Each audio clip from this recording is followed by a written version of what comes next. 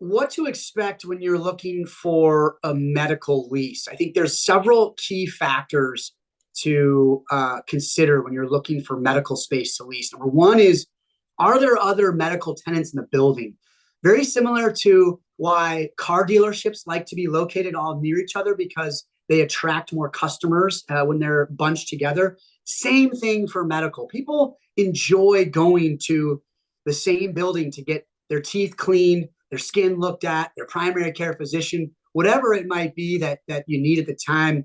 It's very convenient for patients to be able to have kind of like a one-stop shopping. Number two, that's very important, is the amount of electricity and plumbing that's in the building. So if you can find second generation space that was previously used by a medical tenant, your build out costs are going to be far less because it already has the power requirements. It already has the plumbing requirements. And oftentimes it sort of has that layout with the reception area. It's going to have maybe an office for the doctors and then the rest exam rooms with plumbing already installed. That'll save you a ton of time and money on the build out. Thirdly, I do think that there is a difference between landlords where they specialize in medical tenants versus office tenants.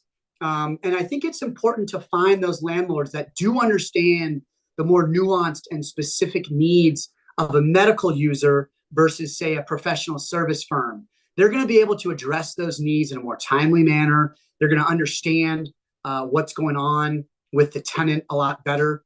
And then lastly, on the financing portion, there are many, many banks out there that will look at private practice physicians and other medical providers as far less risky loan options than, say, a professional service firm like a law firm or an architectural firm that can very easily be disbanded.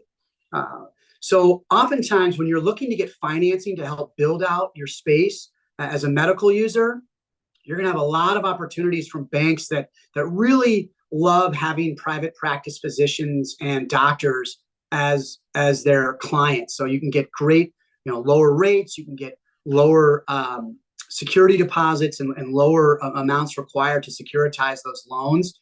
So it's really, there's a lot of factors you should be aware of as a specific medical user in where to go.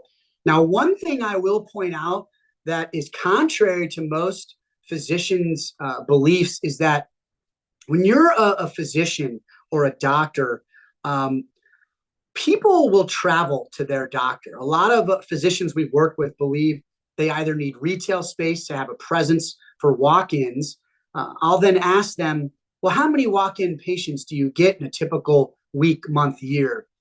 They all say very little, almost none. Now, maybe that's different for dentists and chiropractors, but physicians like OB-GYNs, primary care, derm, all sorts of specialties, your patients will travel to you. So you don't necessarily need to be in a retail location that's visible.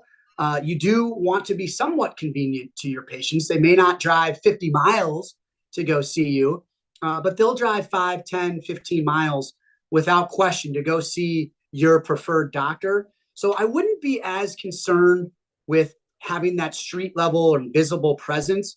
Really, I'd be more concerned with just being in a general radius of where your patients are coming from.